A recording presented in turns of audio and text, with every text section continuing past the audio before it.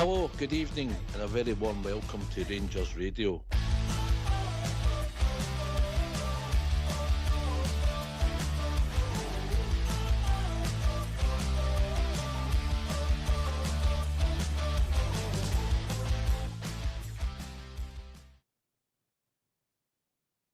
Well, hello, good evening, welcome to Rangers Radio. Join myself, Fox Chair, on the show this evening as the one and only AK, my mucker, Albert. Evening, boys. Evening, Oxford. Evening, Albert, the techie team, and everybody that's listening. Oh, is he still alive? Evening, Albert. AK, I'm worried about him. He's staying a bridge, man. Bridge man must be on his button. He doesn't do that, mate. Well, better get a suit in the cleaners, AK. Oh, aye. Come on, Albert. Keep pressing. Oh, no, it's not happening, mate. How are you, mate? How are you after Claire's successes? He's shut. You okay, mate? You go over it? Aye, I'll get out of it. Another show for them. Right, we've got to start looking forward, but it's always good to look back, mate. Yeah, but we'll wait till Albert joins us. Look, I understand fully that people are disappointed. I'll use that word. People might have other, I don't know if that's an adjective. Is that an adjective? Anyway, grammar's not my strong point. Anyway, but listen. Sorry about that, guys. Sorry about that, guys. Mate. I was talking to big Stevie. All right, you okay, mate? Aye, fine, mate, fine. Aye, good to hear from you. How you doing, mate? All right? For me, aye. I'm brand new, mate. Aye, I'm brand new. Okay. So what are we used to? You're all right? We're all right, mate. We're all right. It's time for the tune, mate.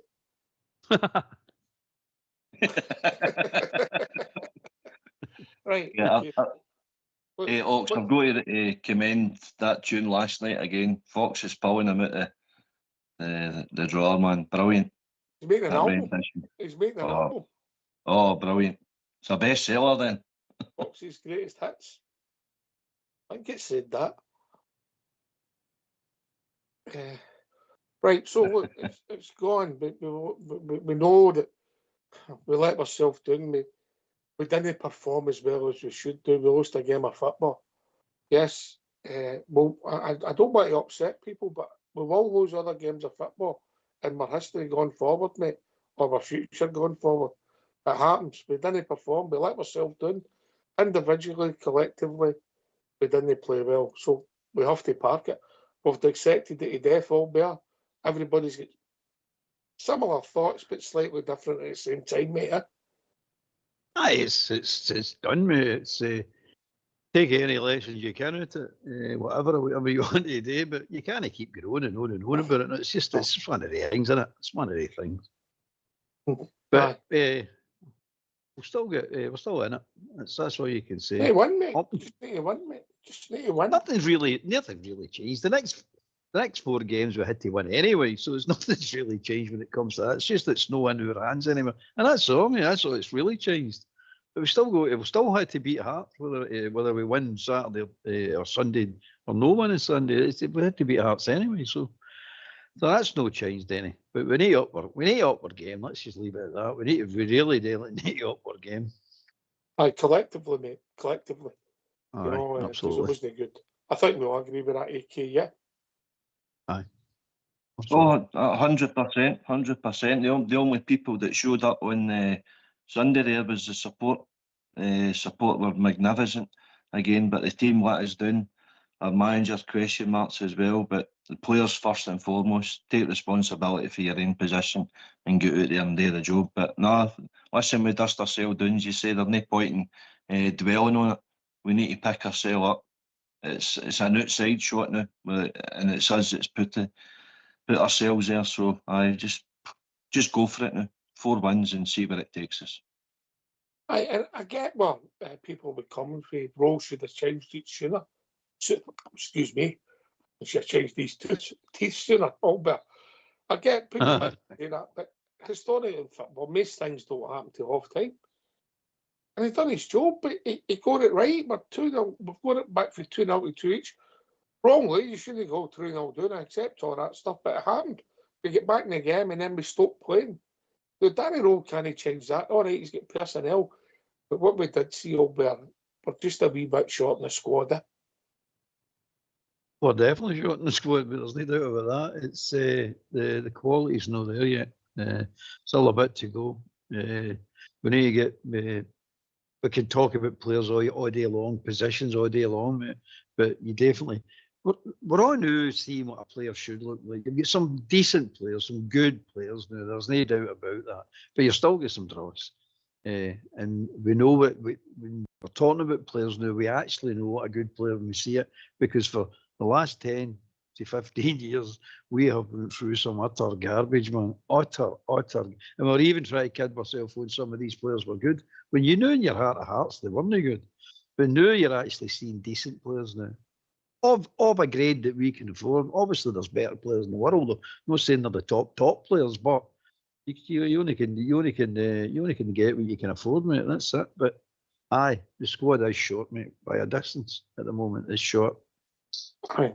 And a bit of bad luck as well with the injuries, AK. Yeah, I know everybody's got injuries, but just a bit of bad luck, yeah. Oh, no doubt about it. The missing Romans and missing Dairy at this stage of the season is a massive blow for Danny Rowe and the squad in particular, because we've seen the quality that they brought to the table, and there's no doubt about it. We do miss them. We miss Nadiri's work rate. All right, he's no scoring the goals as a Rangers striker, but he was certainly causing opponents. He was harrying them. He was winning the ball back in dangerous areas, and that was contributing for us scoring plenty of goals before the last couple of games. Romans, he's very good, very, very good, but he needs to stay fit.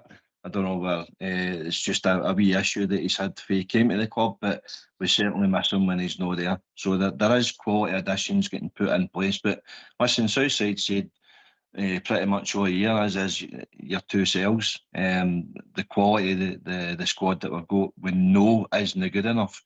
But he's only made 4 additions to that, and 3 of them, I would say, have been pretty good. Chuck Wanning's getting labelled as rotten again, which I think is unfair on. I think that just the way the game developed, he was outnumbered vastly and left in the middle of the park because Raskin wasn't disciplined enough, and Gassam and Asgard weren't tracking back to cover the holes that were leaving. So Chuck Wanning ends up getting hooked, but I think the big guy has got qualities there that we can build on.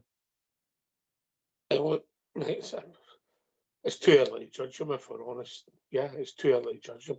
He's done okay. He's had some really good performances when he first came in. I would say he wasn't great the first half at Falkirk, and then maybe again. Yeah, so maybe I know he won the league with his previous club, but it's a bigger environment. Maybe it's got to him. I don't know. And maybe it's just that simple. He's maybe 2 below par games out there. It does happen, mate. Of course it happens, mate. It's you got to cut the guy a bit of slack, you know what I mean? Whatever it is, you know what I mean? We're talking about Chuck Wanning now. Aye. I mean, the guy's a good player. You see the guy's a good player. He never had a good game Saturday, but as AK said, he's in the midfield himself.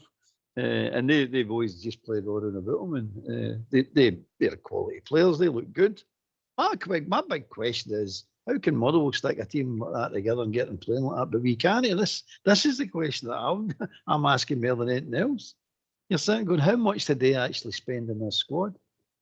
And I think obviously it's going to be a fraction that we spent, but of course, you look at the people. You look at the people that are scouting these players and saying, "Well, is this the people we should bring into the club instead of running about looking at teams in Scotland and things like that?" The people are actually picking players for these teams, because every time we play somebody, you see cranking players. You know, where are they getting these players for? What's happening here? Oh, he's on loan for Crystal Palace. He's on loan for Manchester United. You're going, all right. How are they managing this? But there you go. That's the people I'd be looking at, the ones that are spotting talent, because we seem to be don't get me wrong, some of the players were brought in the summer have worked out okay. They didn't at the beginning, but they have now. Not all of them, but some of them. And then the 3 boys, 3 out of the 4 that come in the winter window there, they've worked out. You can't say they're no good players because they are good players. But again, back to what the other teams are doing, the ones that they're scouting, because you're looking at the Motherwell team and you're going, wait a minute, how did they get the players? I mean, the boy what? There's a good one. The boy what? Alec was on the other night about it, Scottish players, and I believe he's Scottish, isn't he? Rangers supporter, mate. Aye, but then you're going, how did that boy get through your net then? The academy and all that. How did that boy? What age is that boy? How did they miss him? When it's in Johnston last year, mate. There you go. How did you miss him? It's maybe snobbery. Maybe simple as that. It's snobbery. Well, it might be, mate, but these Kavanagh should be asking these questions as well, because that's costing you a lot of money. I mean, I don't know what the boy's contract is, but if you do sign that boy, we're going to sign, but if you do sign him, you're talking what, millions of pounds now to sign the boy. And if he's already in playing at St John's or whatever else he's playing, why did the academy miss him? I'm really, the questions need to be asked and answered, mate, and answered satisfactory, because I don't think you can make an excuse for that. There's nothing you can say, oh, we didn't notice him, or we didn't know about him, or we didn't think he'd be good. Well, if you don't think he's going to be good, there's something wrong with you on the wrong job. That's the questions I'd be asking, mate. I'm just checking when he played, but well, he was the best football player on the park at the weekend, mate. There's no doubt. By a distance, mate. You know, but aye, listen, mate, you always miss players. Players come to the fore after you've maybe discarded them, you know. It's happened before, mate. But I mean, he's been about, the boy. Obviously, his youth career, Liverpool, Blackpool Rovers, Preston North End. Sorry, he's not Scottish. He's born in, he is. But he was born in Preston. He plays for Scotland. So he's been about the youths, and then he was at Carlisle United and loan for Wolves, and then Bradford. They moved to Salford City, Burton Albion, St Johnstone on loan last year, only played 8 games, and then Motherwell, St Johnstone part of the season, and then Motherwell. Yeah. Mm-hmm. And he's been capped. He is 26, mate. That's in his prime, right in his prime. Mm-hmm. Same as us 3, yeah? Oh, about 4 decades ago. Well, I was just going to touch on that. See the start of the season when we were under our previous manager, and we obviously weren't doing too well. Motherwell were actually below us in the table at that point of the season as well.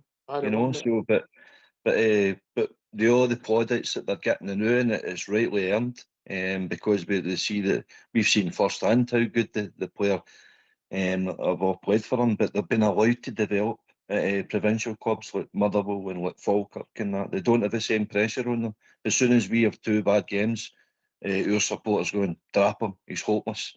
New supporters who were saying, drop Suter, drop Diamondi, bring them back, you need them back. It's a big difference in mentality and prestige and pressure and all that comes with playing with Rangers as playing with provincial clubs like Motherwell and Falkirk. You know that yourself. I'm not telling but there's one thing, Alec. But there's one thing, Alec. People keep saying bring the boys, Curtis, and bring them in, put them in. I remember we get put down in the lower divisions. Walter Smith turns says, or play them in the Premiership. And Walter Smith said at the time, if you play the boys in the Premiership, you're going to get relegated. That's a fact. That's before we did get relegated. That's what he was saying. And then he's saying, if you play the boys in the lower divisions, you'll not come up for a right few years. That's what he's saying. And if you want any proof on it, mate, you've got it this season, you've got it right now, living proof of what we're talking about. When a boy plays, you put a boy into the park. If Rangers put a boy into the park, he gets targeted, mate. Other teams don't. That's what I don't get, man. We've played up against boys and other teams, but you never target them. But if you look at wee Magoma, he's 18 years of age, and every team targets him now. That's what it is. That's what it means for playing for Rangers, man. The boys will never get a chance at Rangers ever. So you're wasting your time trying to say we should be playing. Well, I know you're not saying that, but anybody's saying it. They're never going to get development. If you're prepared to take defeats and just be a mid-table to a maybe top six team, well, you can develop all the players you want. But you want to go and win things, and you're not going to do it if you're playing these boys. They hurt me, the boys. I'm not saying Wee Montgomery's a bad player. I like Wee Montgomery. I think the wee guy's going to be a cracking football player. But if you play him in this league and he plays for Rangers, he gets targeted. And I really think it's the only team in the league that the young boys they get targeted. Other players, I mean, I don't know any other team that the young boys get targeted. All I hear is the young boys are playing. Oh, what a player! What a great player! What a great prospect that boy is. We put the player in. He gets the crap kicked to him. Look at Wee McCausland. Wee McCausland get the crap kicked to him umpteen times, and he get the crap kicked to him with the Motherwell and against Motherwell one year, if you remember right. Nothing's mentioned there in this. So I just sit and laugh about it. Point about Walter, mate. Back your point about Walter, I think that was one of the frustrations at the start of the season, mate, because Fernandez and De Giga, one on loan, one signing, maybe not get the experience that maybe we're traditionally looking for in that position. We brought Aarons and Montgomery in, and we looked at them and we went, wow, if that's the two fullbacks with Raskin and Barrett in the midfield, yeah. You know, and we did play with that. If you look back, if you look back at that night in Bruges, mate, and see what the team was, you go, oh, wait a minute, yeah. You know, because there is time for men and people who have got the physical attributes, that's power and pace. You know, everybody has to be 6'5", but the game has changed. That you need that athleticism, AK. It's changed, mate. It's not just about ability. Oh, 100%. You've got to be able to look after yourself, and we've seen the development before our eyes in Mikey Moore. You know, when he got first introduced into the team, he was a wee boy, you know, in the stature, and you can see the physique of him now. You can see the confidence he's got. He carries the ball. He's looking for the ball. He's full of his confidence, and you've got to be that way. But you've also got to develop yourself physically to bounce off of tackles and right tackles, and and just be a man. It's a man's game. At the start of the season, you're right. McCoy's come out with the famous quote: "We look like a team of wee boys out there," and we were, because they were cowering. A lot of them, and they were up against strong, physical, Bruges, fast. I mean, I thought they were excellent. But we were that bad. We made them look probably better than what they were as well, because they went on to Champions League and they didn't have a good campaign in it either. But no, there is levels, and if anybody's seen that game last night with PSG and Bayern, wow, that we are miles away from that, and any team in Scottish football is miles away from that level. What a game of football that was. Top echelons, mate. Top echelons. And maybe a game that comes along once in a generation, Albert. Absolutely, mate. I missed it. I never seen the game, but 5-4 speaks for itself, doesn't it? In a Champions League semi-final. But again, that's what football should be, isn't it? But as we're talking about before we come on, it's the level we used to be one maybe one level behind, maybe two. Now then it was three. It's 4, 5, 6 levels behind now, mate. They're on a different stratosphere for us. I fear for any of the clubs, any of our so-called 3 top clubs that are going for this title, get into the Champions League, because they're going to get annihilated. So these 3 teams, you couldn't pick a team to compete in that level if you could get access to the 3 squads. There isn't a team at all in there that's going to compete at that level, mate. They're too far away now, and we're never going to catch them. They're gone, mate. It's just gone. Something drastic would need to happen in the game to bring all them back towards us, because we're never getting towards them. Yeah, if you look at them, I mean, obviously German football's pretty unique. It's different, run differently, but still they're the major force in German football. They're in an area,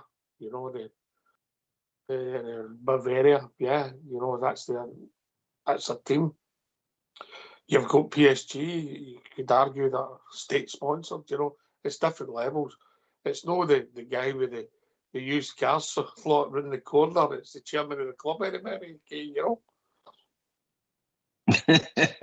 No, it's certainly no Barry Fry running things at their clubs. No, Arthur Daly. Aye.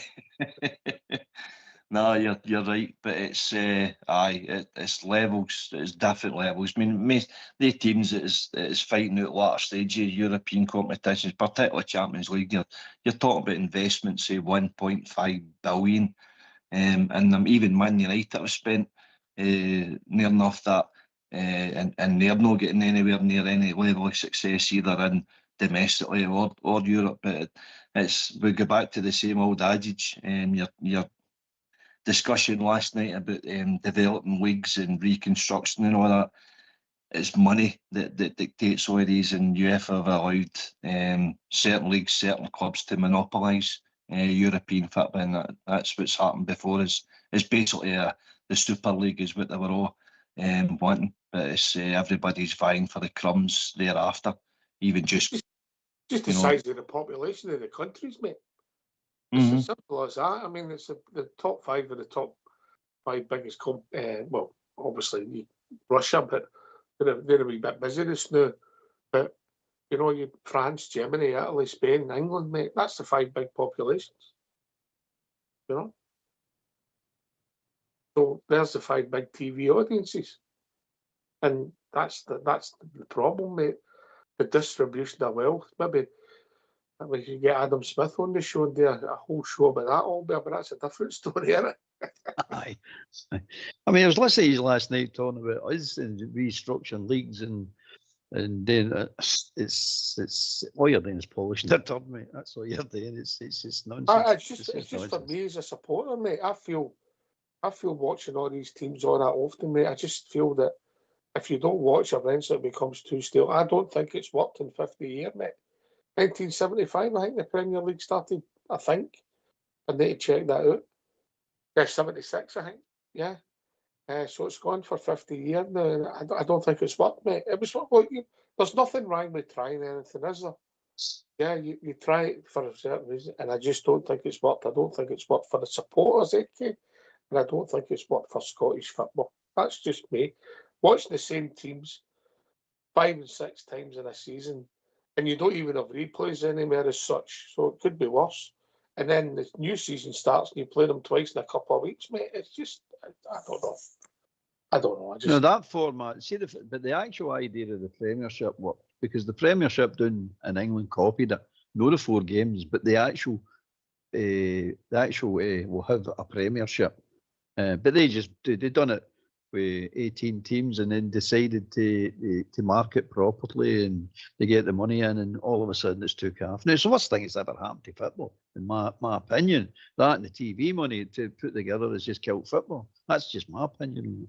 But up here, to change anything up here now, mate, you're just polishing the tub. It really is. That's all you're doing. You can move in the deck chairs on the Titanic. It's hopeless. I heard he's talking about, we get grass parts and bigger stadiums. You can't fill these stadiums, but we want to build bigger ones. What's the point? There isn't any point to it. I'll tell you what needs to happen up here. It's a revamp, a complete and utter revamp from top to bottom, mate. The only reason we're shouting about revamps, and people will say, the only reason you're wanting change is because you can't win the league. So you need to win the league and then talk like this. Because you can't win, if you're not winning the league, you really can't talk like that. And the people that were winning the league, they have no time. They just don't want change, mate. Everything's going their way. I was saying the same thing during 9 in a row, mate. I don't think 4 times a season works, and I don't. Of course. I don't think. I think it also dilutes the event when we play them, mate, because it becomes too regular. But obviously with the cup tie, you can't help that 2 in a week, mate. That can happen. If you really want change, if everybody's serious about it, the first thing you need to do is sack that everybody, and I mean everybody in that SFA board, everybody. They all need to go, mate, and then you need to sack everybody on the executive boards of that SPFL as well. You need to get rid of all these people, mate. They're clowns. They're total clowns, mate. Aye. Then you need to sack your head of referee and then tell them to get all the corrupt officials with them. Just get out the game because they've killed the game, mate. It's no doubt about it. They're corrupt, mate. They really are corrupt. It's just you can't argue the point anymore. That's a whole different debate, mate. But you're still going to be watching. Well, if you take this season, you're still going to be watching Livingston 4 times, AKA. Well, 3 times. Aye, I know. Well, changing that's not going to change it. Oh, that's the point I'm trying to make. Just changing that's not going to change anything. No. We're trying to reinvent the wheel a wee bit though, Albert. I mean, as I say, that it's all right for us talking about it. How do we improve the game and that? But there's one team in Scotland that is delighted the way Scottish football is getting running now because they're mopping up trophy after trophy after trophy. You know, so they're not going to. And everybody that's in bed with them with their missing emails and all that, that's who's kind of running Scottish football as we know. Right. So I don't think anything's going to change anytime soon. The only thing that I would say that I would like to reintroduce the rule with the homegrown players or at least Scottish-based players. That's coming for FIFA, mate. I see that's been mentioned in the last 24 hours, mate, that you should have potentially gone forward. There might be a rule you need one homegrown player on the park all parts of the game. Mm-hmm. Well, Yeah. it's a start. It's a start, Ox. I would go as much as saying 3 or 4. You know, because it's developing your own players, and it's forcing clubs to look within rather than look without. And I think that's been a detriment to a lot of your recruitment because, as you said earlier on, it's a snobbish approach that we've overlooked, the likes of Lewis Ferguson and other ones that's been run about as Shanklin, i.e., you know, and they're still you know, very adequate at the level again. It's not a new thing, I mean, No. you might have all the best boys at 16. I was just looking at him when I looked at Elliot Watt. He captained Scotland under 19, so he's been on everybody's radar. Everybody said, "I look at him." You know, it's not as if he was with Wolves when, you know, historically a big club down south. So people have looked at him. He's just no kicked on. It maybe took him at 24. It maybe just take half the game, you know, and he's a late developer. It happens. You know, people have looked at fabulous players and they don't make it, mate. Or he gets lost in the game, Ox.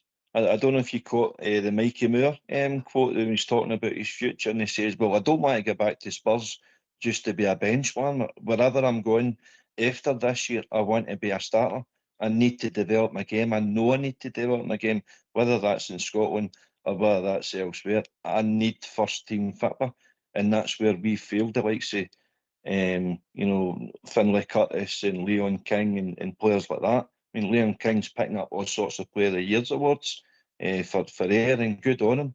But we've killed the boy basically the last 2-3 years because of his loyalty. He thought he was good enough to get his opportunity because he was thrown into the deep end in Champions League when Gio was our manager and never kicked on again. So that boy's obviously kicked his heels at all these other clubs.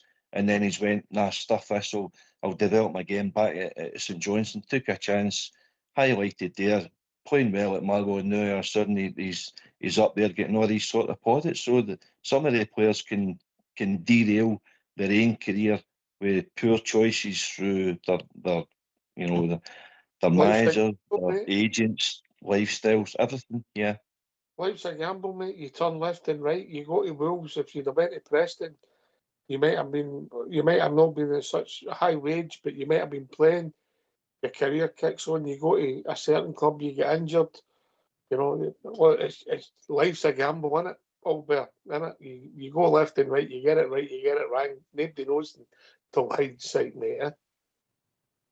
Aye, it's just life, and it's no just football. It's life in general. No? Did you pass your message on for your advisor this evening? I should know in yet, no. Right, okay, carry on. Aye, so it's like that. But get back to this foreign nonsense. This under team, we're one homegrown player on the partner. This garbage, man. It's just utter garbage. It really is, mate. Because we've done it all. We've tried all this. you ever done the 3 foreigner rule and all this carry on? All that does is benefit big nations and big clubs, mate. That's all that does. It's the rest is we're all just scrambling about. I mean, we're sitting there. If you remember, right, when it was the 3 foreigner rule, we had great players sitting in the stands. We can't get in the bench. We can't get on the park. We're not allowed to. We've spent millions of pounds on players we can't play. And you're sitting going, well, I'm paying money to go and watch good players, good games. That's what I want to see. I'm not allowed to see that because somebody comes up with a stupid rule. And this developing players nonsense, did it work? Did it work, this 3 foreigner rule? Has it worked with the boys on the bench? Are they developing anybody? They're developing nobody, mate. It's just garbage. And the boy King, he's playing at Ayr United, remember? Ayr United, that's how good he is. He's playing at Ayr United. We had him, he wasn't good enough to play in the first team. That's why he didn't play. And he just happened to be Scottish. That's why he stayed so long. It's just, I've heard all this before, mate. And nobody wants to grab the bull by the horns and say, this needs to be radical now. If you really, truly want change, it has to be radical. This, we'll try this, we've tried everything, mate. It doesn't work. All right. It just simply doesn't work. All right, we're going to move on because we done it last night, and obviously you heard and you wanted to maybe look at it. But look, I don't disagree. Root and branch. Right, we better get the phone lines up. Look, anybody thinks that our manager is sacked, feel free to phone in your views. Yeah, especially hear what your take on it is, because look, we lost a game of football and we'll lose other games of football. You know, if you think back, AK, I know you're new to support Rangers, but I'll ask you, you think back to the night in a row team, right? The night before the game before we won 9 in a row, who did we play and where? Hearts at Tynecastle? No. Or was it Motherwell at Ibrox? Yes. What happened? Beat 3-0, I believe, that day. Is that right? I think it was 2-0, mate. 2-0. I haven't checked it. Oh, 3-0. 3-0. With the game when Aberdeen. Ox. The game when Aberdeen beat us. We played Aberdeen. Mark Gately. That was the game. Motherwell beat us 3-0. Yes. So we have lost to Motherwell before. Yes. And we might lose to Motherwell again in the future, Albert. It could happen, eh? Oh, definitely could happen, Aye. And by the way, see this Motherwell team that get beat in Sunday there. There's no disgrace getting beat with that team. That is a decent team. They've got faults, they've got weaknesses. That's the problem why they're no one in the league. If it was just down to who played the best football, they're winning. They should win the league. But it's not down to that. They've got weaknesses. They've outplayed us. They've outplayed that mob across the city, and they've outplayed Hearts all season, mate. Not just one game, all season. So everybody thinks that this league's done. It's down to us to up our game. This league is not done, mate. I don't think we'll win the league because for the simple fact if we keep playing the way we're playing. But if we up our game, I'm confident we can win it. Because Motherwell will take points after they 2. I'll guarantee you that one. They're a decent team. It's no because just bravado. They are a decent team, mate. And if they hit the form they hit with us, they'll definitely. I mean, Hearts beat them, but Hearts were lucky to beat them. That mob beat them and all, but that was refereeing decisions going their way as normal. Let's be honest about it. So Motherwell will take points after. This league is not done, but we need to win in Monday. Yes. Yeah. Right, we get the phone lines open, gentlemen. Yep, go for it. All right. Yep. Let's hear from you. Why don't you give us a call on 0141 356 1972. It's your show, it's your platform. Let's hear from you.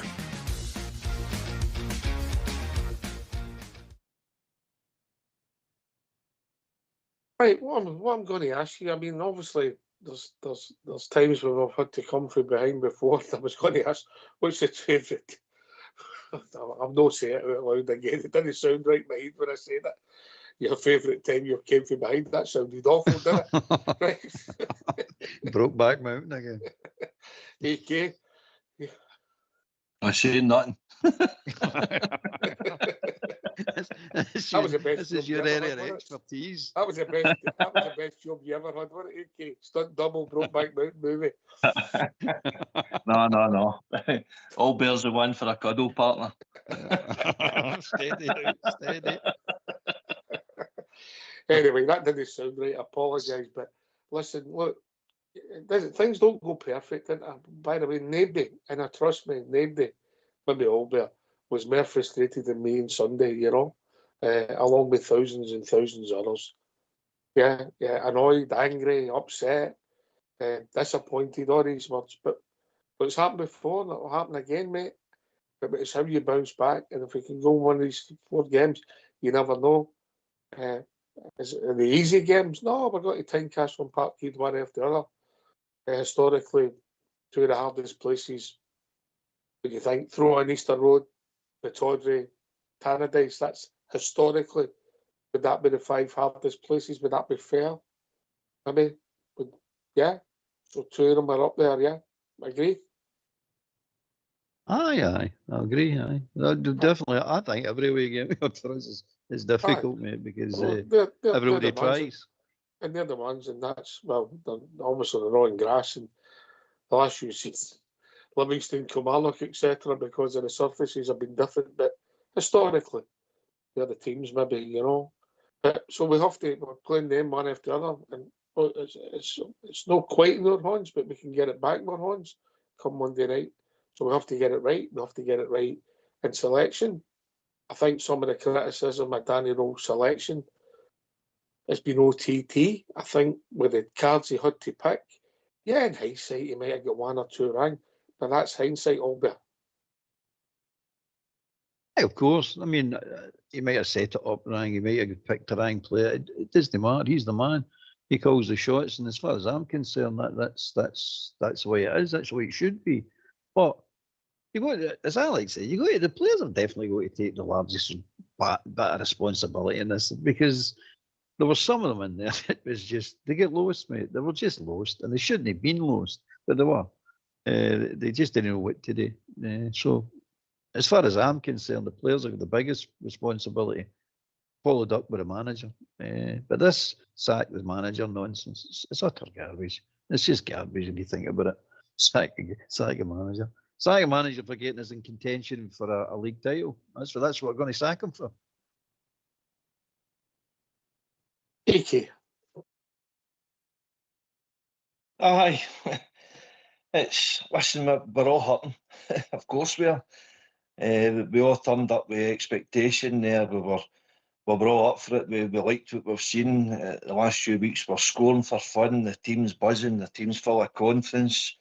I didn't see the tifo because where I was sitting at Ibrox, but I seen it after it. I'm like, wow, what a tifo that is. See if that doesn't inspire our players. What's ahead of them, what they can grasp. Do you think a tifo? Do you think a tifo inspires football players, mate? No, not necessarily, but if you look at the colour, if you listen to noise for half an hour before the game, I mean, normally we were asked to go in there at half two on Sunday. You're talking majority of the people will take their seats 10, 15 minutes before the game. So we were all there, we were all in, where when they put that up, if they just glance at it and you go, right, come on, we need to do this. The whole crowd's up for this. But a wee bit of belief, self-awareness, just go for it. Come on, play as a team, play as a unit.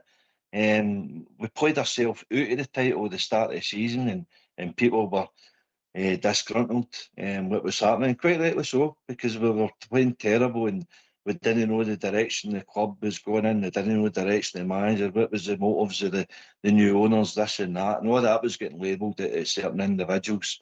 So Danny Rowe comes in there, we've said before, 13 points a hint, Hearts, and 9 points a hint, Celtic. I think we got 8th in the league, going nowhere. Supporters were going, oh, we'll be lucky to finish top 6, never mind Europe, never mind challenge, and all that was just a dream in the front of us. And then just we got it together. Hearts have went under the radar a wee bit with the amount of drop points that they've had the last 30 games. But because our poor start, Celtic went through, you know, their poor run of games, all of a sudden, you know, they've still find themselves at the top of the tree in the league. But we gave our opportunity a couple of times, and a couple of times we've fluffed our lines. Of course we have. We're not denying any of that. But if it wasn't for Danny Rowe coming in when he did and revitalised the entire club, we wouldn't even be thinking about a league. We would already be out it. All the supporters that I see on forums and podcasts and that, screaming and demanding that we must win this game and nothing less is they were all the same supporters that was gearing up the league and that and back in October and that anyway. So what difference does it make to them? Absolutely none. So Listen, I'll be really honest with you. I didn't think when Danny Rowe took over, you were looking to stabilise, kick on. First of all, get near the top 3 or 4, and then see what it takes you. Maybe cups. But okay, there's stories in both the cup games. You know, and there's a guy that's let us down again in a big game, Asgard. He done it in a semi-final, a crazy tackle, and it was non-existent on Sunday, particularly in that first half. Oh, a bit better in the second half. A simple pass in front of Tavernier and things could have been different. Yeah, there's a guy that's let us down again in another big game. Yeah. That would maybe be the argument. People would say, well, what did you play him for? But that's all in hindsight. If he does some magic in the first 20 minutes, gets you a goal, you're saying, oh, he's wise to play him. It's easy to be wise after the event, all better. Of course, it is, man. We're all wise after the event. It's Asgard didn't have a good game, but we're not really surprised that he doesn't have a good game because he doesn't normally have a good game. It's been like that all season. I'm not a fan of Bear, if I'm honest. No. I'm not a fan of the boy either. His attitude is.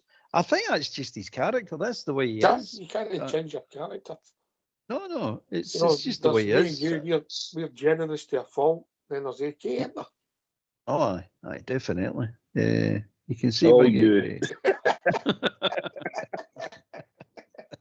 Where's Southside when I need them? Aye, so he's just one of the players, but you can't put all the blame on him for the Sunday game. It's just it was the whole team. It was the whole collectively, mate. Collectively, I bet you Danny Rowe on Sunday night. You know, like the rest of his seed was spinning. Maybe I should have done this. Maybe I should have done that. I can't. In hindsight, and obviously that's his job to get things right. If they just watched them practicing before the kick-off, he would have seen exactly what they're going to do because they were practicing it. It was unbelievable. Did you see it, AK? Did you see what they were doing? Aye. Unbelievable. You're sitting watching. Yep. I've never seen that before. I've never seen anybody doing what they done. I'm saying, this is happening here. So the wee guy next to me says, they're actually showing you what they're going to do, and that's exactly what they've done, and they came out and ran out of tappers. See the team that Danny Rowe started? That was basically the team that finished and blitzed Falkirk the second half that everybody was raving about. So why would they know pick the same team? I mean, Mikey Moore is hooked at half time because he wasn't playing well. He's carrying an injury, and then as you say, he looks at the bench. There's players on the bench that are obviously out of favour for whatever reason. So why is he going to change that winning team to then?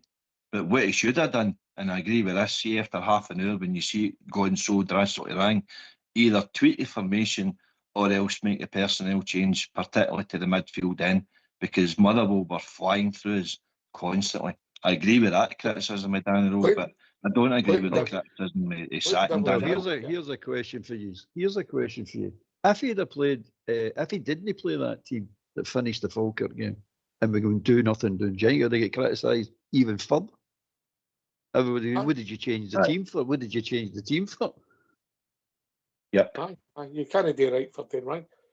But listen, here's playing devil's advocate, AK, right? I thought we were poor.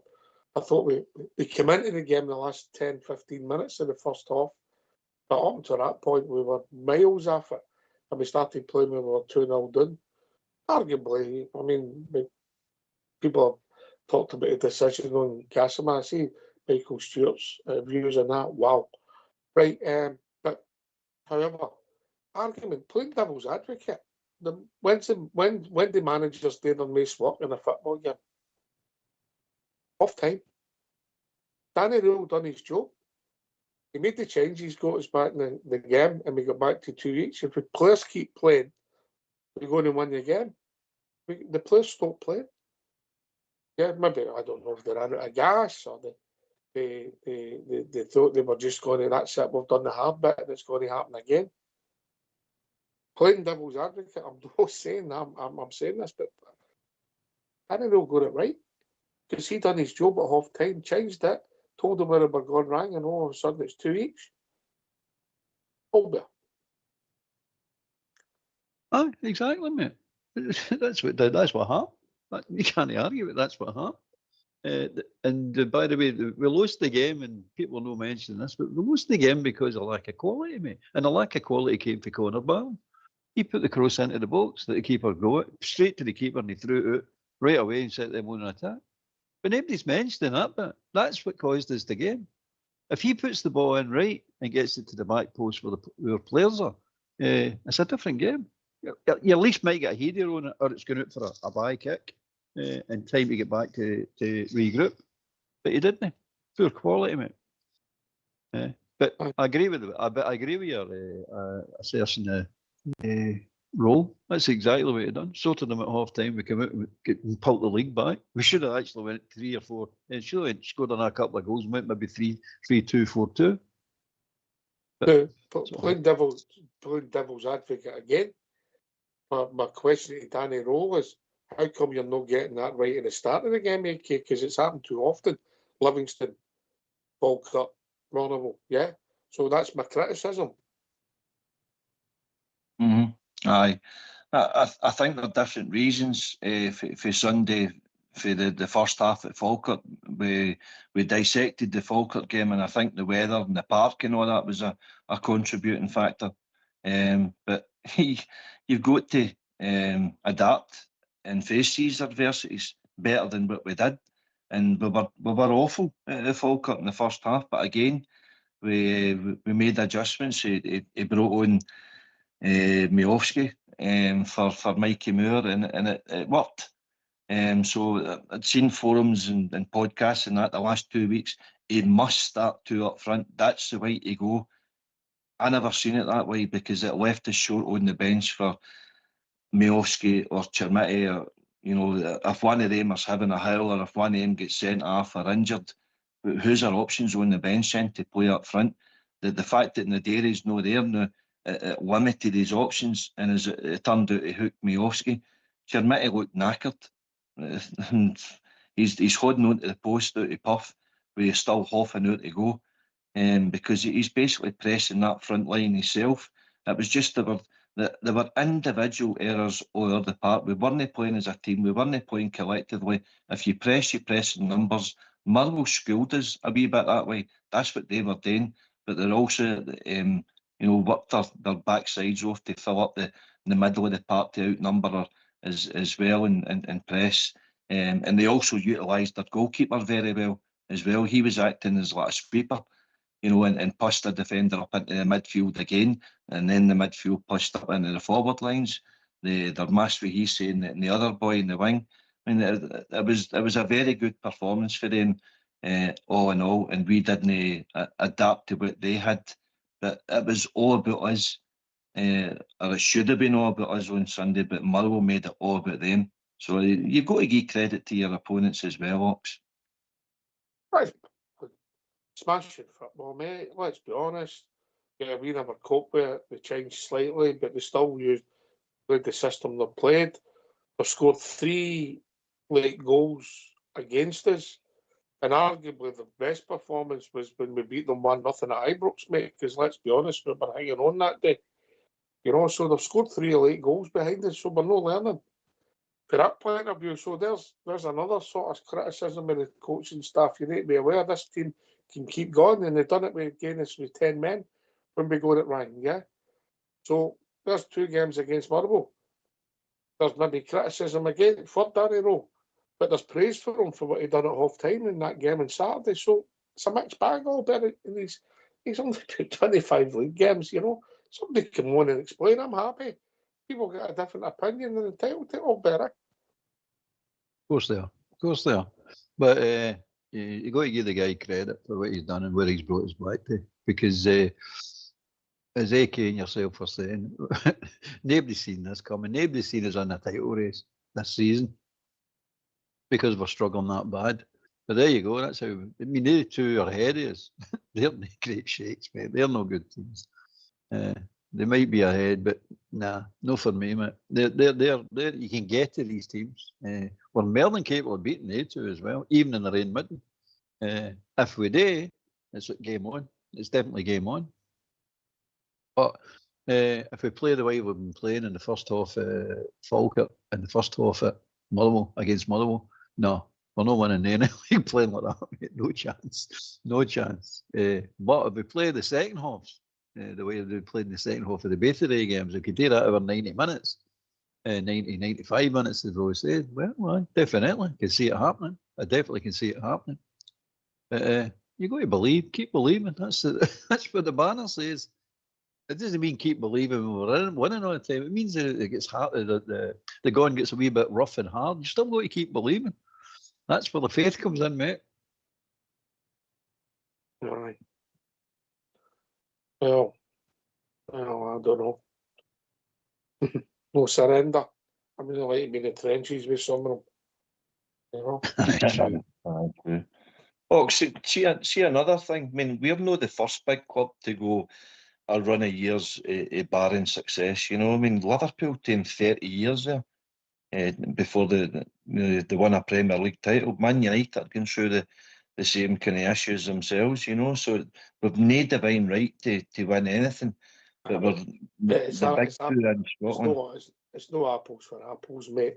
No, I know. I know that there's more competition in England and there's more money getting distributed, but it's how you invest. And we haven't reinvested in our squad wisely. But going manager after manager after manager, it's bringing in their players, and then we have to get rid of the players. And we've drained our finances as much as we've brought in good money for the likes of Bassey and our European runs and that. But this manager after manager after manager isn't getting us anywhere, and we're just banging our head against a brick wall. Also, players after players after players. I mean, look at the guys. I mean, you forget that the guy Davis was still paying a big chunk of his wages. 2 year Matondo. You know, you remember we done the list all, and you had to do it in a roll Andrex. Yeah. You know, and we had an estimated their wages, and it was up. It was hundreds of millions of quid, mate. Hundreds that have disappeared in the door for people that you're paying that you're not getting a opportunity, you're not getting any performance, or they're not playing. Now, we're not saying that somebody gets a tremendous. If you take Danilo, yeah, whether Danilo would ever be good enough for us is up for debate. But there'll always be sympathy towards Danilo with the support. Scores a goal, gets his jaw broke, smashed. Yeah, while scoring a goal. Yeah, a few weeks later in the penalty box, gets tackled above the knee, doesn't even get a penalty kick, stretchered off, assaulted in 2 games, bad injuries, loses a year of his career. Well, whether he'd been good enough is up for debate, Albert. We're not talking about him, we're talking about other people that have delivered and know the right attitude. And we've got a lot right collectively. But this is a new bream. And hopefully we get a lot more right than wrong as you go forward, because you'll never get them all right, Albert. No, I don't get them all right, but see these ones that you're talking about, they've got a great influence in our club. And I'm talking about for new players coming in as well. Because the money they're drained out the club and draining out the club, they're sitting there. You're trying to replace a player without putting them out the door, getting them off the wage bill. So you just keep adding players to it. Aye, you just keep adding players. Aye, but you can't pay as much. If you see a good player, you go, this boy could do it. You can't pay him the right wages because the other guy sitting there, Matondo, is a good example. Roof, another example. They're sitting there drawing the big wages. You can't do anything about it. You've just got to sit there and suck it up. And it's not right, mate. It's simply not right. We've been on about it for long enough. But this year, when we signed players at the beginning of the year, that had a big bearing on the players we're signing. We still spent a lot of money, and we got a lot at Rang. No, there's no doubt about that. But again, the people who were in signing the players, they're not the people to blame for the players that were already on the books, the ones that were drawing the big money. They've got nothing to do with that. In fact, they were the ones that were trying to get them off the books, but no, they were not for moving. They're just there. I'll sit and drain your bank account. I'm quite happy to sit here and drain your bank account. Your Davises, your Mutondos, your Roofs, and so it goes on. There's more than that. Yeah, they just sit there and drain the bank accounts. And we're all sitting buying the money and buying the strips. By the way, for them. But would you, if you were on 26 grand a week, I'll just pop that out of the air all bare, and your agents told you, because they're the governors, by the way, your age, your form and all that, the best I'll be able to get you is 12 grand. I've looked about. Would you give up 14 grand a week to move?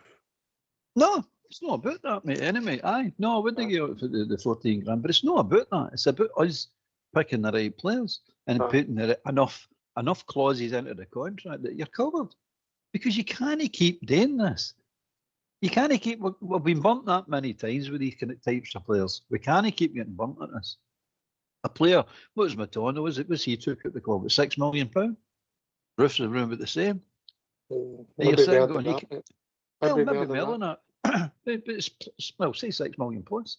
And you can't be allowed to do that. I'm not playing any games for you and I want my money. No, look at this. You shouldn't be working like this. If you'd done that, you're Angel, you wouldn't be there. They find a reason, they find a way to get rid of you.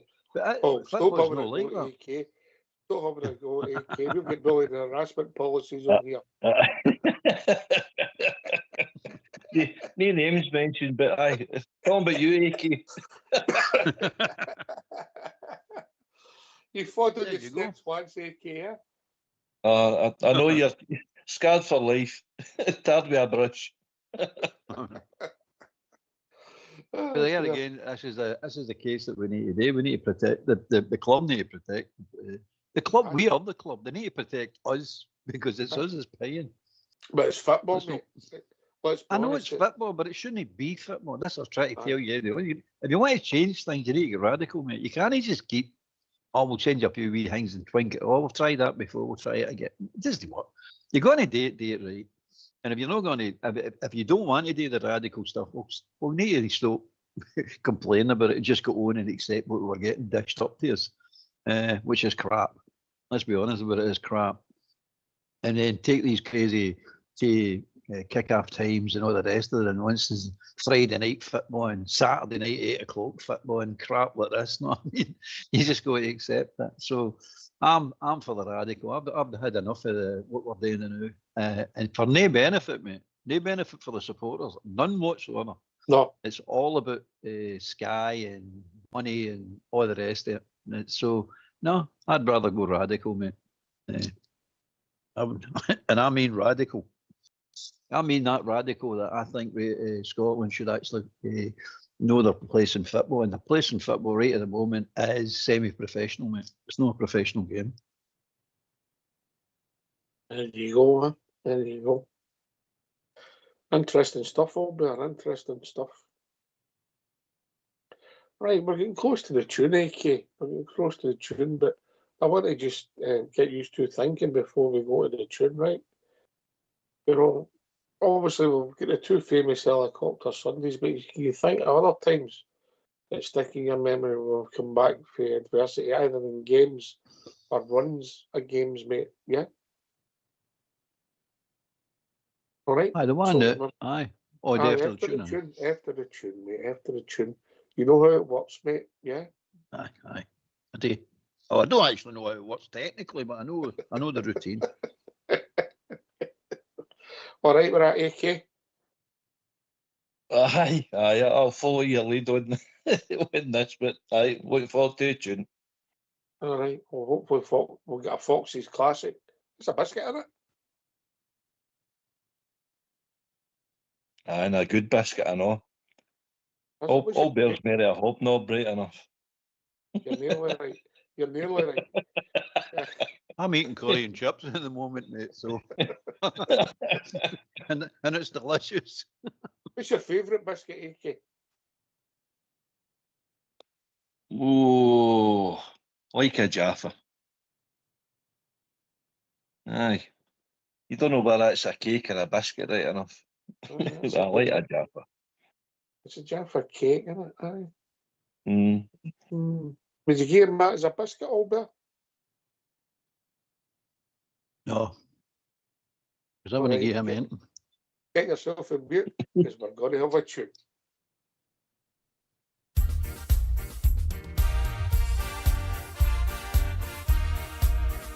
As we go marching down the Paisley Road, the west, the doors and the windows open wide. You will hear the people cheer, the Glasgow Rangers boys are here.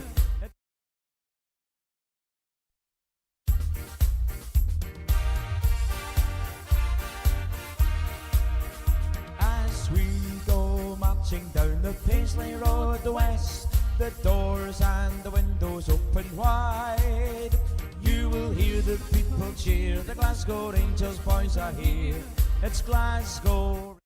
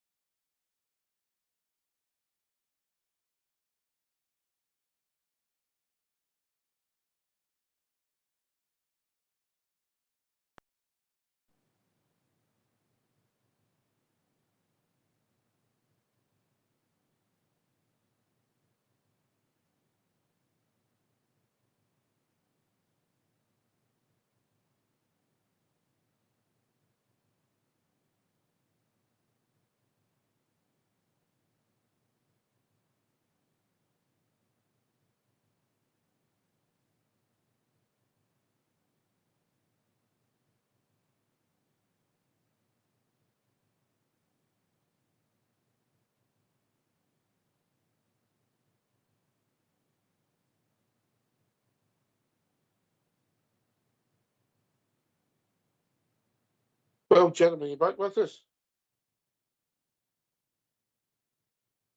Yep. What was that? Yep. What was that tune? Was that Silent Night? That was that was the B side of one of Fox's greatest hits. Yeah, I never quite worked it. Yeah. Aye. It didn't matter. I was singing anyway, mate. I got to start it, so that done for me. Okay. Yeah. Right. Comebacks. We'll go with games, mate. We'll go with games, and then we'll maybe look at. Obviously, there's two big ones that stick out. You know. Well, there's maybe three actually, if you're honest, mate. Maybe the modern ones: 2003, 2005, and 2011. Yeah, two of them, Alan McLeish, and one when Walter second time around. The other ones that maybe stand out. But yeah, when we've been behind at this time of the season. Albert. Well, games. I can't think of the games, but I can think of the when we won the league with Hateley scoring. Remember the last game of the season and walking wounded. Well, the run up to that, we get beat with Hearts. Motherwell, at Motherwell, if you remember, we went through a sticky patch at that time, and we had to win that game. So I remember that one. We only had to. If we didn't lose the game 3-0, mate. If it went 2-0 against Motherwell, we only needed a draw against Aberdeen. Right. The way it stood, it was the third goal meant we had to beat them. Uh-huh. Right. And John Brown, we ended up in crutches and all sorts. Yes, yes. So that sticks out in my mind. That sticks out in my mind, mate. Yes. Yes, you know, and we lost, funny enough, we lost 3-0 to Motherwell. Yeah. Yep. AK, you mentioned it at the start of the show. I remember it well. I was only, I was about 15 or something at the time, and No, just but- Aye. Well, if you're Um, starting, if no. you're starting that, I was 13 myself. I've only I seen was a wee it. bit younger than you. Stu. I've only seen it on YouTube. No, but at that stage of the season, I think we'd basically set ourselves up for a party, if I remember right. And Milo came and spoiled the party, just Oh, like it getting did. your games mixed up, AK. Oh, is it? Oh, well. See, you know, you've got to do your homework. You've got to know your stuff. Aye. You've got to have it in the brain. You can't. This was Walter's. Walter that took you for Graham Souness, mate. Yes. Aye, right. Okay. Yeah. But Aberdeen were a good team then. Oh, by the way, you're right. And if you watched that game, mate, if you've got the time, maybe when you're working, you've got a spare hour and a half. I spare 8 hours. Put it on YouTube. It's a good game. It's exciting. They miss a couple of sitters, by the way. We score a couple. We get a break of the ball. Haley scores a marvellous header. We won 2-0. What we did is Albert says, yeah, it wasn't the split. It was still the integrity of the competition was even. Yeah. Everybody fancied Aberdeen to get a draw with a lot of injuries. Who was the captain that day? Anybody remember? Let me see. Spackman. Spackman. Correct. That's what I was going to say. Well Spackman. done, Albert. Oh, Yeah, I got in there first. you looked, no. Well done, Albert, for remembering.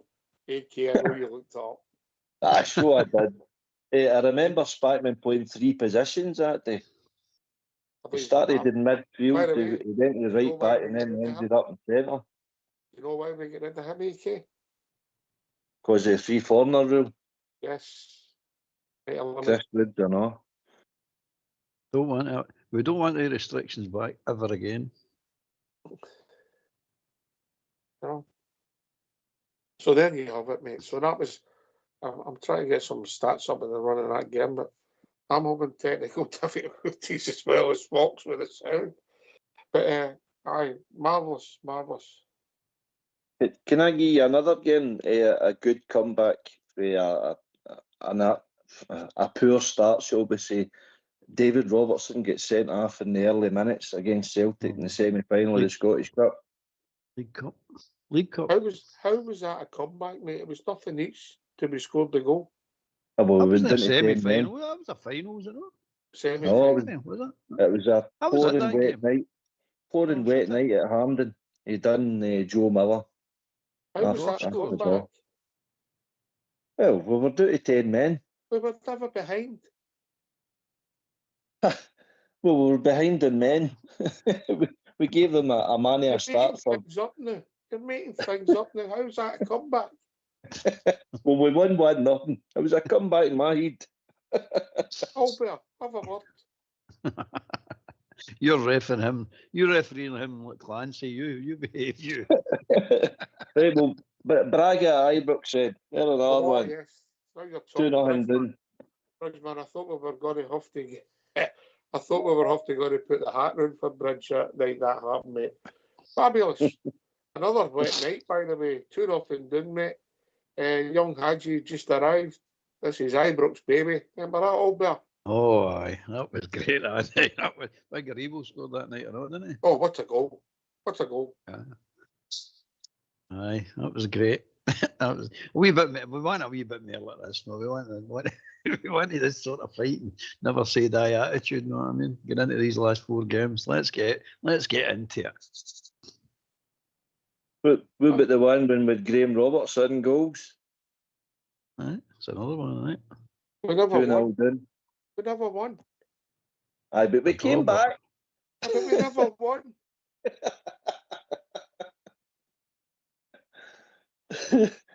I'll keep thinking. Shelburne. Dick Adler. Shelburne, aye. Oh, But We when were good in that that- game. I'm not having that as one of our greatest comebacks. Hey, what was the score? When did we come back? We were 3-0. 3-0, 3-0 down. 3-0 down. That's a good comeback. 6-3. That's Something like that. 6-3. Big Amato. I like Bagamatto. He was the way. So did I. I liked him a lot. Frank, big player. Aye. Are you going to come up with one we've come back and actually won Albert AK against? You can't just plot random games. Yeah, I've got two. Right, go on then. Well, All Firm game. Wait a minute. All Firm game. Albert, can you do a drum roll? It's only a flute I've got, mate. Right, carry 5-1 on. game. Frank Let's- McAvenny scored first, didn't he? And we won 5-1. That's right. Ray Wilkins. And Tory Andrew Foe's debut. Did we not lose the first goal that game? I know. No, we We didn't. came back and won 5-1. Barry Ferguson scored first. Mate. Well, it was a good day. I'm not even giving you 5-1 game as a great comeback, mate. We went on goal down and equalised quite early. I'm not even giving you that. Right. Right. I think we've been joined by Josh. Evening, Josh. How you doing, guys? All right? How you? Aye, KK you help me out and here. Albert. Hi, Josh. Huh? You help me out here. So I don't know. I can't remember the games that we came back for big deficits, but I remember the 2002-2003 season. Yes. We both were on 94 points, and we beat Dunfermline was at 6-1, and they beat Kilmarnock 4-1 at Rugby Park, and we won the league title. I think the boys can correct me if I'm wrong, by a single goal, but we would have won it by more if Arteta didn't miss a penalty. Is that right? Albert? No, we ended up winning by more, but they won 4-0 at Rugby Park. They won 4-0. Yeah, and that was exciting. 4-0, aye. Did I say 4-1? Sorry, apologies. Aye, and we won the treble that year. We won the treble. Yeah. And did they not reach Seville that year as well? Had to get beaten that game at all, mate. Aye. I know. Oh, yeah. You wouldn't think they did the way they were on about it. No, no. There's They nothing the brought a matter with it. DVD. They brought a DVD out of getting beat. I don't understand that one. I was only one of the upsides with it when we got to Seville. Obviously, we ultimately disappointed. By the way, we lost in penalty kicks. Yeah, but the Seville lounge, that was funny, wasn't it? We've done a lot to laugh about in the last few years, but that was one of them. And that was an exciting season, Josh, and it was nip and tuck. Yes, and it was exciting that last day, and obviously it wasn't quite the drama of 2005 AK. Yeah. No, definitely. Aye, welcome to the show, Josh. No, listen, it's still good memories that we all hold. Exciting finish to the season, and poor Chris Sutton has never got out of it, which is still glorious to see the interviews all the years ago. Genuinely, he should have been took to task. What you said Aye. after him. Yeah. Yep, Aye. yep, 100%. Aye, Yeah. brought the game into disrepute, didn't he? Aye. I remember another one, the 2008 and 2009 season. We were neck and neck with them as well, and they travelled to Dundee United, and we played. Who was it? We played. No, did we not beat Dundee United, and they had to beat Hearts, and we cruised it with big Chris Boyd, and that scored, and we won 3-0 and won the league. Was that no? Lafferty, Mendes, and Boyd. Yeah. Aye, I remember that one. Aye. Operation. That was Walter Smith, wasn't it? Walter Smith one. What was first one? Operation Tango. If you remember that, Albert. No, what was that? That's when they all get their messages on the phone that we'd went behind, and the place are up before winning.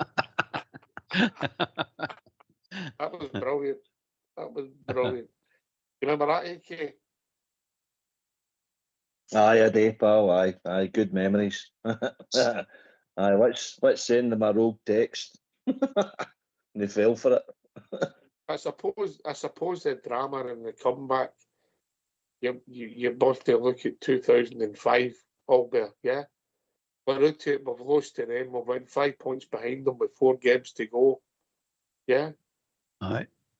we're up to the Tawdry next game. It's absolutely pouring the rain. Touch and go where the game's been at. Big personal slides in, we gets the goal. We end up the last game of the season. I'll be honest with you, I didn't give you a hope. I didn't fancy it.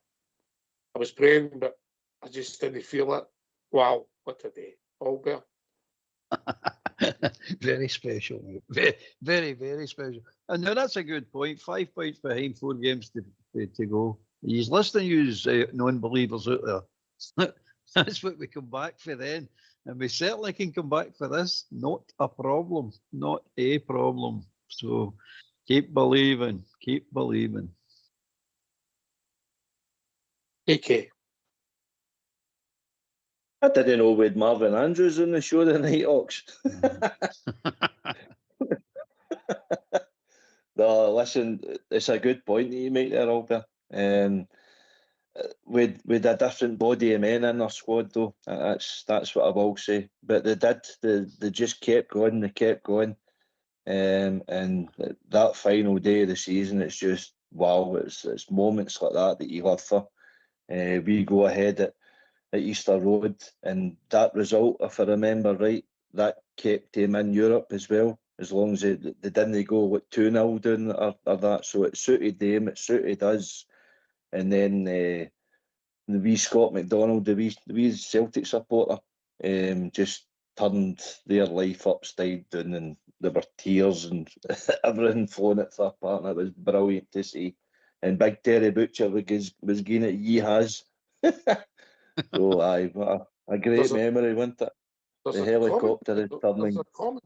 There's a common denominator, the Kilmarnock game and the Motherwell game where they've lost the league in the last game of the season. Anybody think?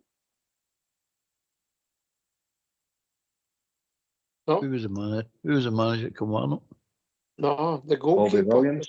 The goalkeeper in both occasions. Rob Douglas, was it? Marshall. Gordon Marshall, aye. He saved the penalty, I know. He stopped them from winning it, didn't he? Well, no, they wouldn't have won it even if they scored another goal. We'd have still won it, yeah. Aye. Yeah. Mm-hmm. Marshall. There you go. Josh? Aye, so we've got good memories, great memories through the years and hope Danny Rowe. I was listening to Albert and AK saying that, and you yourself saying that people actually want Danny Rowe sacked. I don't get their mindset at all. The guy, like way back in October, we were on here, we were all depressed and stuff, and he came in, and he wasn't the first choice, and we were 13 points behind, and he's done remarkable. Not one person expected us to be in this position. But they just, what I will say is, we just need to get a grip with this, giving these teams 2 goals a start. That's four out of 5 teams we've gave 2 goals a start to, and some of the games we've came a cropper. Motherwell, Livingston, Falkirk. Oh, I mean, we need to stop that. We need to stop this if we're going to win the league, because we can't keep on coming back for deficits and stuff, because it's just too much. It's just too much. Couldn't agree more, mate. Couldn't agree more. When you look at the amount of goals, we've scored a lot of goals in the last few weeks, but we've conceded far, far too many. Couldn't agree more. Olga? Aye, it's stuck in a goalie. People are all shouting for Danny Rowe to be sacked. You know the person that should be sacked? Willie Collum. That's the guy that should be sacked. And nobody shouting for his head. Not a single referee, not a single linesman or referee went to the World Cup. He should be sacked. He's there to improve the standard of these referees. And then you had that Clary one with Clancy and the penalty on Saturday. You know what I mean? So nobody's mentioned these things. But the Rowe, they aren't mentioning Rowe because he gets beaten again against a really good team. Don't get it, man. Don't get it. Don't get it at all. Doesn't make any sense. AK. It's funny you mentioned that about the referees. I think you touched on it last night, Ox. I heard Talk Sport the other day with their Italian correspondent say that the Italian referees, the kind of head honcho, the Willie Collum-esque, the Italian association, is actually up for task because the referees within the Italian league is actually objected to certain referees getting the same teams constantly, and they weren't getting an opportunity to ref any of the bigger team game, the Milan, Juventus, AC Milan, Napoli, so he's having to face the association there with complaints against him because he's shown an obvious bias towards certain officials, but you don't get any of that in ours. Scottish football, for some reason, they would have a field day with us. So it's interesting, but I agree with you, Albert. Willie Collum should be. And by the way, we've not heard anything about the referees' meeting that got held at Ibrox last week. Oxford, it's still to come to fruition as well. Aye, we'll see what happens, mate. We'll see what happens. I think they're dealing with different animals at the club now, mate. Different animals running our club than there was before. No offence, it's just maybe they're more aggressive in business because that's the American model, isn't it? But I come back, nothing's lost yet. We've made it harder for ourselves, Josh. We're all disappointed. But we're saying, look, we can do it, but it starts on Monday night. We need to win. We know that. I agree with you, Albert. I don't think Hearts. We've walloped them off the park, Hearts, at Ibrox. So why can't we do it at Tynecastle? We'll get the best team.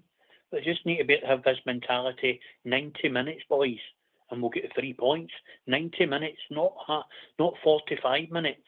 Don't give them 2 goals to start and make life 10 times worse for yourselves. Just get in about them. Cut the fouls. Show them that you're there.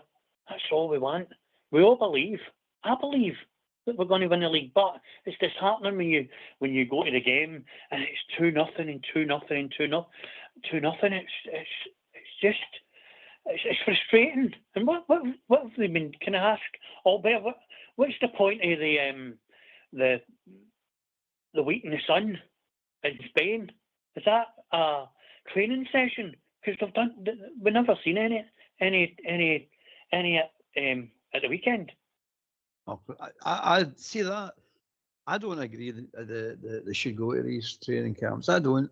Every time we have a break in a season, like a winter break or a camp like that, we come back and we play crap. It's not just this one. It's all the time for some mental reason.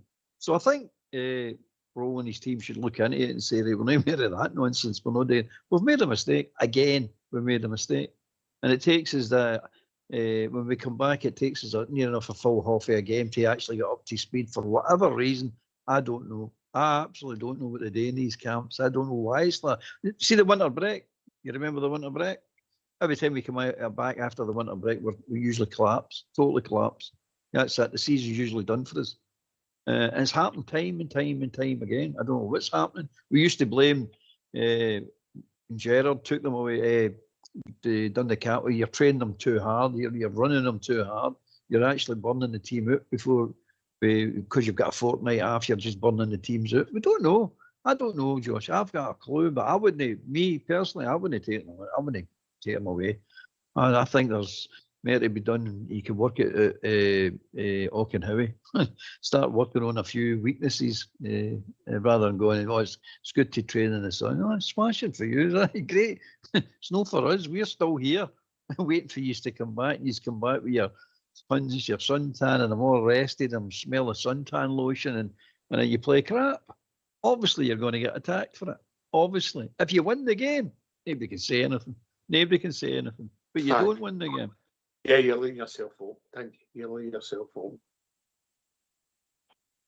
Aye. But we have to keep going, AK. I think that's the point. Look, we're going to give people a shout to want to join us. And look, people, if they've got data and facts to decide to suggest that Danny Rome is at the door, that's their call, their opinion. But what's his record in the league since he's come in against other clubs, AK? You know, I like to keep my finger on these things, but in our last 25 games, we've accumulated 57 points, and we've got a goal aggregate of plus 33, scored 57, conceded 24. Celtic are 53 points, so we're 4 points better off than them. They're plus 22, scored 50, conceded 28. Hearts are 48 points, so we're 9 points better off than them in the last 25 games. They've only scored 38 and conceded 22, and Motherwell are 46, plus 23, scored 41, conceded 18. So, in the term that Danny Rowe has been there, he's accumulated the most points out of all the teams. You know, so he's kind of done his bit. Well, he's definitely done his bit, but because of the gap that he came into, he's been chased. He's been basically playing catch up constantly. So I think the frustration will be, again, playing devil's advocate, mate. If that was 60 points he accumulated with the 3 on Sunday, yeah. Yeah. Aye. Listen, I get it, but that's our first defeat in the league. We played against Hearts at Tynecastle. When was that? Back in December. And then you've got the Majovsky goal, haven't you? Oh, there. Aye, scored. Aye, I get disallowed, and it shouldn't have been disallowed. Aye. It's and then you had Butland's howler as well. Oh, Shot. I shot. Did you have to? No keeper Did should you have have to been. mention him, mate? I was doing all right, and right. I've cheered up a bit, yeah. You got to mention him. Josh, have a word with him. I think he's right. Butland is going downhill. He's fell off a cliff for some reason. I don't know what's the matter with him. He's letting in these stupid goals, letting the ball go under him and then jumping over the ball. I mean, it's just nonsense. Their first goal was avoidable. He could have saved that easy. And there's some goals he could. I know he's a good shot stopper and penalty saver, but he's losing too many goals, leaking too many silly goals now. Really, really is. It's I don't know where we go with Butland, and then he gets the captaincy, and which I don't agree with. What's the point of giving a goalkeeper the captaincy? Keep your asking. Just keep your asking. He's in the midfield, or Shukamani, somebody that's proactive in the middle of the park, not a goalkeeper. What can he do? He's letting in goals right, left, and centre. I mean, that's my opinion on it. Ox. Don't know if the boys agree. But I don't agree. I don't agree with never agree with giving the goalkeeper the captaincy. It's idiotic, really. I think there's a lot made of captaincy in professional football, but if you're saying that the captaincy is about getting round the referee and influence, ideally you want them in the middle of the park. Yeah. You know, because you're probably right, mate. Aye, in the past you're probably right. You don't hold much store in it. But in the modern game, right now, the captain's the only one that's allowed to talk to the referee. And that penalty incident in Sunday there, he's 70 yards away from the referee. How is he going to tell him to go to VAR? If that was the Scum or Aberdeen or anybody, Shinnie would have been in that referee's, McGregor would have been in that referee's face shouting for VAR. But he can't. Your captain's away 70 yards away. It's madness, mate. In the modern game, it's got to be a player that's next to the referee. It's got to be the captain, because he's the only one that's allowed to talk to the referee. Nobody else is allowed to talk to him. So it does make a difference, mate. It really does. It makes a huge difference. I get it, mate. I get it. Well, I didn't want to talk about Butland. You brought it up. KK. He's certainly made some mistakes. There's no doubt about that. We were gaining plaudits at the start of the season, but there was a worse one in that as well. I think it's the Tynecastle game as well. Oxford got beat at his near post. He went down with his knee rather than saving with his feet. If you don't listen to me or Albert, have you started not listening at all? You're talking about Butland. What did Albert say 2 minutes ago? I don't know. I wasn't listening to him. Exactly. That's obvious, isn't it? That's obvious, isn't it? It's obvious. I just mentioned that, mate. Ah, well. Sorry, mate. Sorry. Maybe if you can No, listen. away from social media for at least 5 minutes, mate, your life might be better, yeah? Aye, Never well, half it, mate. well. Never half it. We're all getting frustrated with and scattergun pointing fingers here, there, and everywhere. Whose future's what? And I don't know. We're banging our head against a brick wall, and for what? You know, it's dead easy to criticise. It's dead easy to point out the fault and gee up and things, and that's just not in my DNA. And I can't relate to a lot of it. What's happening around about our club and the way they support. I want the team to do well. We all want them to win trophies. We should all want them to win trophies. And I just can't relate to a lot of stuff that's happening with our club. I think people are frustrated because they want it so much, mate, and I understand that, yeah. I understand it fully. I mean, it was a sorry, Josh. And a lot of people will say we go to the game when we deserved, you know, because we were so bad in the first half an hour. 2-0 down and we go when we deserve. But however, the frustration is the positivity before it, and then it gets magnified because it is such a big game in the league title, and it's important if we could go to the line and win the league where it could potentially take us because of the finances become so important. I understand all that. But I can assure you, on Sunday I felt bad like everybody else. It's not the worst thing I've had to deal with this week. That's just me. It puts things in perspective. You know, Josh? Aye, if you look in the stadium, there was flags, scarves, and everybody was all excited, and it was like party day, and then we put on that performance. I mean, you could just see right for the start, apart for the first 5 minutes, where we've done all right. I think we were at them. Then we just fell after them. And that guy, that Motherwell manager's got them well trained and well coached and everything. Our press was non-existent. Raskin and Shukamani disappeared for the midfield, wasn't it? Midfield. And as I said the other night, their third goal was just a throw out with the goalkeeper, and the guy lobbied Ossies down to your 18-yard box, one pass and it's in the net via Fernandez's head. That's too easy, Ox. It's really, really too easy, and it's no good enough. And then No, I don't want to upset you, mate, but it's in our future, we're going to lose more goals, and we'll lose worse goals than that. But we'll play, but we'll probably be about 2 or 3, 4 goals in front. Ox, that's the difference. If they stop this, it's the circumstances that magnify it, mate.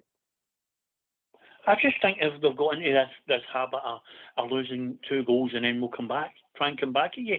Me personally, Albert, I think we're missing Romans. Do you not think so? Everybody 100%. thinks that, mate. I think everybody 100%. thinks that. I think there's a big gap. We had the lad no there. Do you not think so, Albert? I think I definitely 100%, mate. I think we're missing Nedry as well.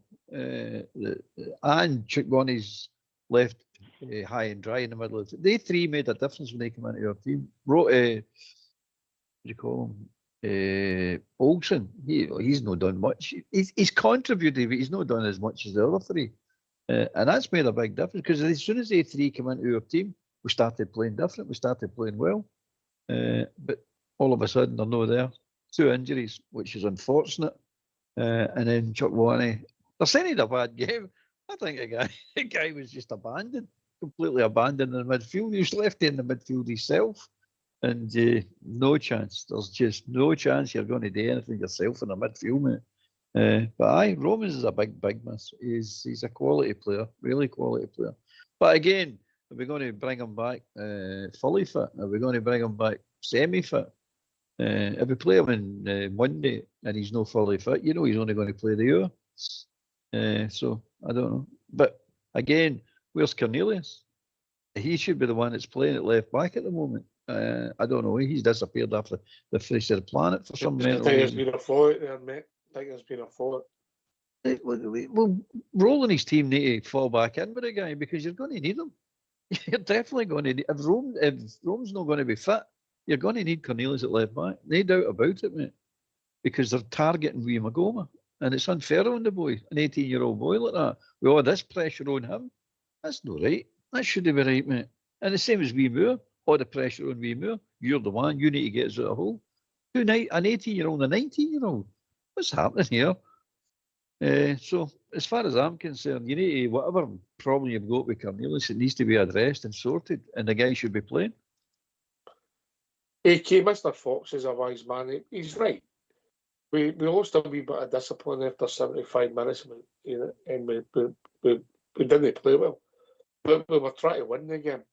Yeah, the players, the management, and obviously the fans, and ultimately going gung-ho and getting bodies forward. We get caught with a soccer punch. Yeah, it came for a bad cross, Albert's right. And Barron's selection of when he done it and what he done was right. He got it right. Yeah. But with that many people forward, trying to win the game, and is that a bad thing? So you get stung on the break. I think the Giga should just maybe take the guy out, take the book, and then you move on. You know, because they're trying to, maybe the learning curve for the two young centre halves is you've got to play the situation. Know everything's about your pace, getting you out of holes, because the Giga can run, but he isolated 2-on-1, and then it was just a simple pass, and obviously a deflection goal. So there's a learning curve there. But Fox is right, AK. We were trying to win the game. We were trying to win the game, definitely, and we were the team on the ascendancy.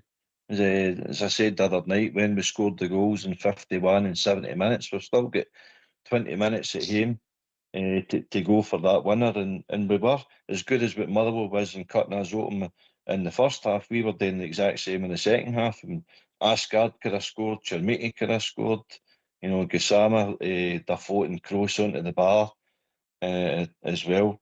But we got caught with Mikey Moore, should have scored as well. He shouldn't have scored. Mikey Moore shouldn't have scored. Well, Chermiti should have scored before him. Aye. But Tavernier was your guy closest to the keeper for that cross coming in, and Motherwell exploited the space. But you're right, Giga should have just took him out and played the game, because that was us in the 89th, 90th minute, and we didn't know how many minutes we had in front of us. So a point wouldn't have been a disaster, but as it turned out, because of Hearts coming back and winning, it has been a disaster. But such is life, Fox. Such is life. Aye. As I said, it's not the worst thing I've dealt with this week, but that's life, mate. That's life. Anyway, Billy's joined us. Evening, Billy. Evening, lads. Late calling. How you doing? All right? I remember that late call. Remember that? That was before my time, Albert. I was on that. I never missed it. I never missed an episode, Albert. Never missed an episode. Used to watch it with my granda. It was a Ricky Fulton one I liked. Scotch and Rye, last call. Actually.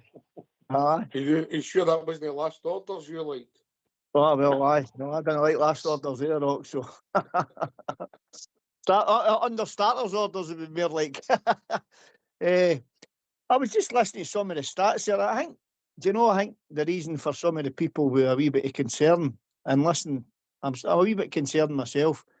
First of all, like Danny Rowe, when he came in that, he wasn't obviously everybody's first choice. I was concerned about him then, and then obviously he started to turn things round, and you can see what the man's trying to do.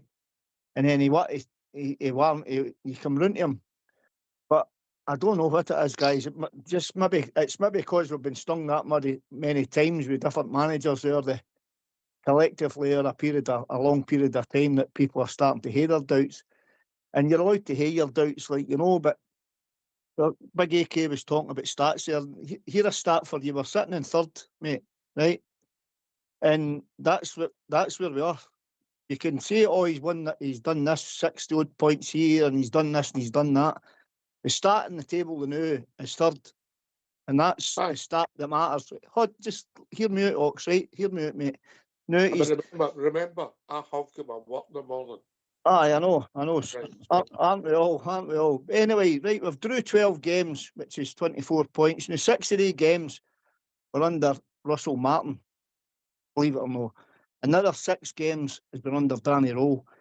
So that's 12 points. So we're sitting in 69 points now. I'm not saying you're not going to was draw. one of the draws no under Stephen Smith? No, I've done my homework, trust me.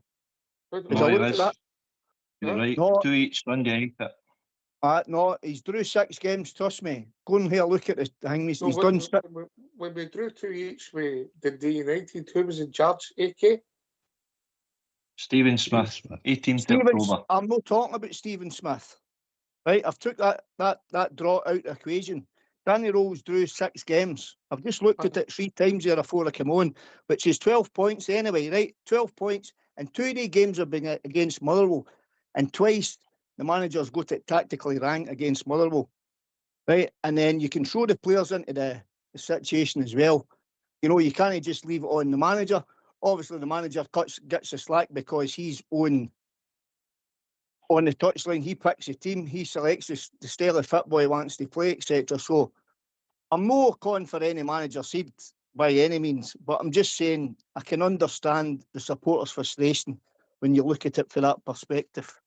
You know, so we should be actually sitting in 81 points, troops, and now and 13 points clear and cruising. We should have the league wrapped up now. But what Yeah, I'll but tell you what, let's be honest, Billy, let's be honest. If this was a different colour in a radio show, you'd be saying if we hadn't brought in a certain manager, we'd have 18 more points and we'd have the league wrapped up all better. Aye, it's definitely. I can understand their concerns that the supporters there, Billy. Aye, definitely. We've all got concerns. But I don't understand his calling for his seed. I don't get that. That doesn't make any sense at all to me, that one. And there's some support. I know you're no one, but there's some supporters out there calling for his seed. And that's the one that's concerning me more than concerning the results at the moment. It's silly. It's just silly. And the reason we lost the goal, I'll never ever complain about a Rangers team going for a win at Ibrox. Never. We got it right. And the reason we got it right is Connor Barron can't cross a ball. That's why we got it right, mate. That's why we lost the game. If he crosses the ball right, we don't lose that game. We're probably going and win the game, but we'll not lose the game. But Rangers are pressing, not a problem. Not a problem whatsoever. I don't care about we get caught in the break and all that. I'd rather us go for a win like that than sit back and try and get to keep it for a draw. Because we've won in the past, and this season we've won in the past by going for it. So no, I've not got a complaint about it. I've just got a complaint about Barron can't cross a ball. If he crosses the ball, it's a different game altogether. But there you go. They might have been up later on and scored. Who knows? It's just if what's and maybes. But I looked at that. I'm sitting right behind him crossing that ball, unchallenged. He's always 90 days cross the ball into the area to the back post, curl it in, and then swing it into the back post.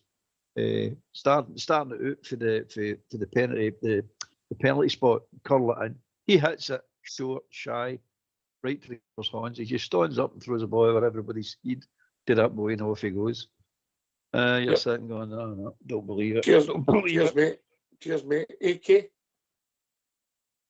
Hi, Billy. Listen, I take a lot of your points on board, mate, and you're right, factually, you're correct. The draws are concerned. Some of the games that we played is a concern. Losing certain goals, going 2-0 down, as Josh says, that is all concerns, and we're on the same boat there. But what we're falling into the trap is pointing fingers at the manager again. The guy's accumulated more points than the other 4 teams that's in the championship run. That's a fact. But what's also a fact is a lot of the draws that you've spoke about is VAR decisions that we haven't got given.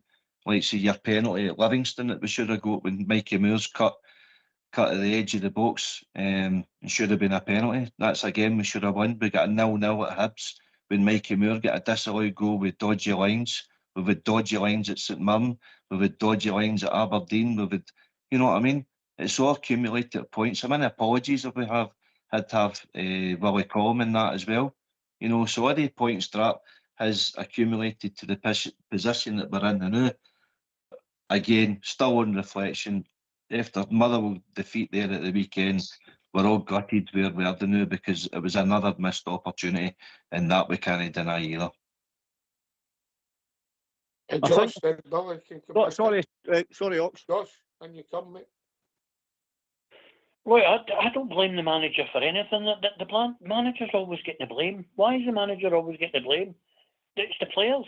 Butland, Raskin, Asgard, Gassama, Tavernier, Suter, all these guys that's doing it.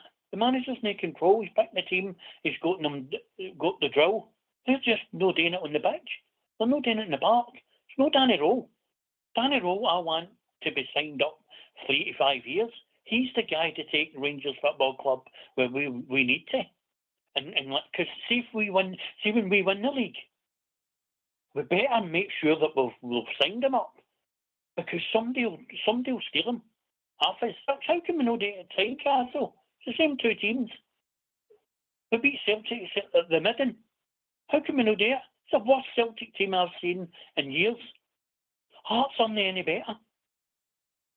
We've got the best squad. And the best manager, in the running, Knox. We have. For Well, what the guy. Only time will tell, mate. Only time will tell. Billy, and you come, mate. Listen, I think I'll look back to that game at the weekend there, and I go back to that game at Firth Park, mate. Firstly, I'll get the Firth Park game out of the road. We're playing against 10 men in that game, right? Now, there's no way we should have lost that game, right? Or come out that game with a draw. No way. Everybody in their dog scene, all they had to do, Rangers had to do there, was shore up that midfield. That's all they had to do, stick an extra body in the middle of the park, just to stop the runners like Motherwell, and I'll come to it again at the weekend there, because that's the style they play. What did Danny Rowe do? He put on a defender, right? And we got deeper and deeper and deeper and deeper in that game at Motherwell, and ultimately it cost us 2 points. And when you look at the game there at the weekend, right, the two wide players for Rangers were not tracking back. It was as blatantly obvious as you could see it. Stevie Wonder could see it, and the two fullbacks were getting exposed, right? Now, in my opinion, he shouldn't have waited to half-time. That could have been 3 or 4 at half-time. We were lucky to get in there at 2-0 down. The manager should have rectified that before half-time, guys, to at least give them a chance, and took the two wide guys off and put the two wide guys on, because they weren't tracking back. Big Asgard, he'll no track back. He's laser in a cuckoo, Big Asgard, and he was no tracking back and all to cover, and he's letting players run off him all the time. You can't do that. And then you look at Gassama, he was letting players run off him. He wasn't tracking back and all. Big Sterling, the two Rangers centre halves were feared to come out to go and shut the space down, because he says if they get down in there, they've got to get drew out, and they've got to get runners in behind. So that's the manager's job. He can maybe pick the players and put the players on the part. I agree with that. Right, that's fair enough. But when things are not going wrong, it's not the players. He's need to tell the players. It's his job as a manager to. Time.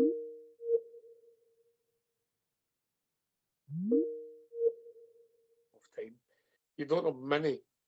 You have the odd one, but no many personnel changes during a game of football in the first half. I don't know why, but it seems to be what happens. You know, so he made the changes at half time, tweaked it, and we get back in the game. When we get to 2 weeks, like everybody else, well, I think everybody else, I think there's only one winner. And I thought it was going to be us. And I think that's why a lot of the things have been magnified. Yeah, because of the circumstances. If we'd have went 2-0 down with 15 minutes to go and fought back at 2 weeks, people would have been saying, oh, great fight back. It's the circumstances, how things are magnified. We go back in the game, and I think Albert, you said you were the same. You thought there's only one winner, and that makes things worse when you get stung, because we've done the hard bit to get back in it, and then we shot ourselves to fit again. But we will lose goals when you're trying to win games. You will get caught occasionally on the break. It does happen in football, believe it or not. Albert? Aye, definitely. As I said, I'm not complaining Rangers pressing to win a game. Never complain.